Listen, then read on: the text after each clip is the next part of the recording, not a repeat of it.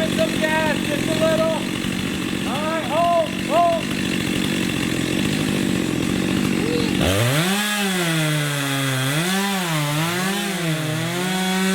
Go, go, go, go, go, go. Woo!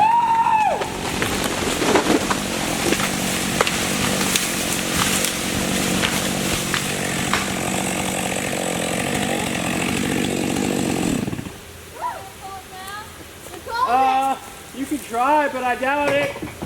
Give it a shot. Hold on, hold on. Keep going, Mom. Yeah. Whoa! That rope broke completely.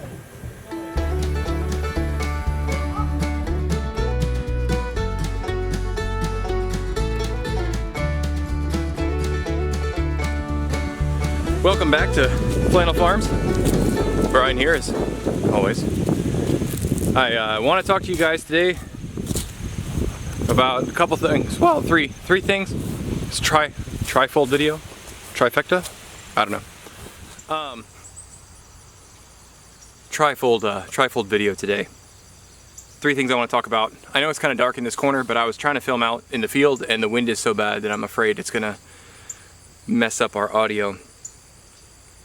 I wanted to talk to you today a little bit about the philosophy of why I'm doing things the way I'm doing it.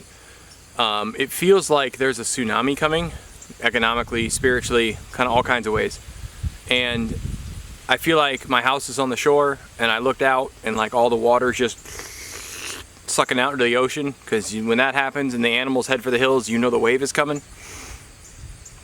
So right now, this very moment on my property, I'm doing my best to, as quickly as possible, produce as much food as possible and have things stored for next spring. So I'm already buying seeds and things like that, because as you guys know, the supply chain is all screwed up. There's like 50 plus cargo containers sitting off of California. It's terrible. So if you don't know how long it is before the wave hits, and the wave always hits, guys, right? Throughout time immortal, there have been tsunamis, right? Vikings, Rome collapsed, economic, World War II, whatever. There's always something that disrupts everything. How bad is that going to be? How long does it take? I don't know. But I might have to provide for my family quickly, so that's what we're doing. It's not a fear thing. Like, I'm not scared of the tsunami. I'm just trying to be as prepared as I can as quickly as possible. So you grab, let's go ahead with that analogy. You're in your house, all the water goes out. So you run and grab, your wallet, I don't know, keys, family pictures, family Bible, maybe a knife, and off you go. You head for the hills. You make it to the hills, everything's fine. So you run back to the house and maybe you grab, I don't know, your laptop, a cooking pot maybe, and the gun, and then you run back out to the hills. And you turn around, there's no wave. So you run back to the house, etc. So right now, it's like, on this property, I'm doing like the first wave. I don't know what I can grab. So I'm ordering chickens, I'm putting food in the ground, I'm trying to just be as prepared as I can. Eventually, I want to have a permaculture type thing where I rotate my animals through, and I'm growing my own feed for the animals, and everything works together in harmony and concert and all those wonderful things. Those things take time to implement, and I don't know how much time I have. So hopefully, as you guys watch and as we progress, the longer we go, the less you'll see things like tilling and other things, because I'll be able to get away from that and into the more permaculture system. But for now, I'm just trying to do what I can do as quickly as possible. Now, part two. Part two is I actually had something filmed for you guys that I ended up deleting because we blew past 1,000 subscribers so quickly it didn't make sense anymore to have it. So, awesome, thank you, welcome. We have passed 1,000, not only have we passed 1,000, at the time I'm filming this, I think we're just short of 1,250 subscribers. So I really appreciate it. Thanks for coming. Thanks for watching the videos. Thanks for helping us out and subscribing. And I kind of want to tell you a little bit about how I do what I do when it comes to this this channel, kind of how I film things. I know some of you have come over from my buddy Sean, the Modern Yeoman's site, and that man is a cinematographical,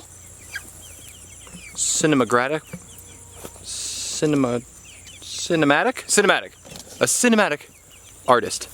That man has more camera angles and editing, and just, it's brilliant. It must take him forever to film his videos. He is just very gifted in that way. And I know like 80% of you have come over from my brother's channel, who is also an artist. And he is, you know, he has custom music that he writes, and he draws things. And besides work and the garden and all that other stuff that he does all those things too. Well, I hate to break it to you guys, I am not an artist. Not even a little bit. I am a straightforward, head down, working kind of fella. Not that those guys aren't workers. Obviously they are. But I don't think of vignette openings and stuff. I tend to just film for an entire day and then chop up stuff and use it. So you're gonna get a lot more just kind of straightforward doing work, and hopefully some humor here and there. I like doing the characters. Haven't had a chance to do those characters in a little while because we've been so busy trying to get the other house done. But that's what you should expect out of me in this channel. Just kind of straightforward doing work and trying to get things done. Trying to make this place my own little Garden of Eden. And the third update, or the third part I guess, would be an update. So I broke a tiller trying to till more grass up. In this area here, you see, we have our spring oats that should be coming up in the spring. I mean, they're gonna sprout now, hopefully, if I did it right. And then we'll have a harvest in the spring.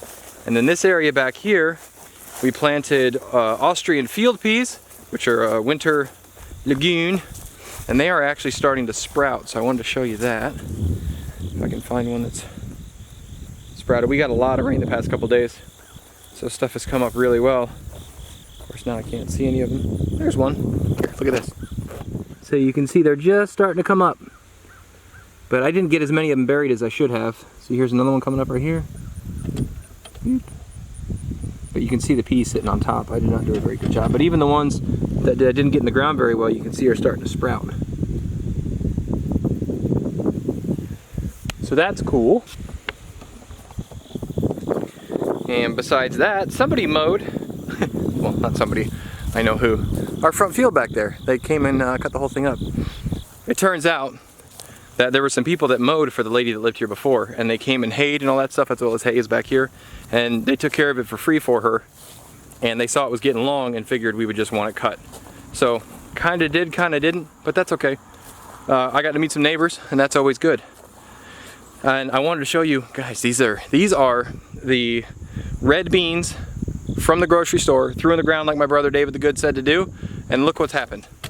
They have gotten huge, all the way down this field. So, and then over here we have some peas, and those have come up. The spinach is coming up.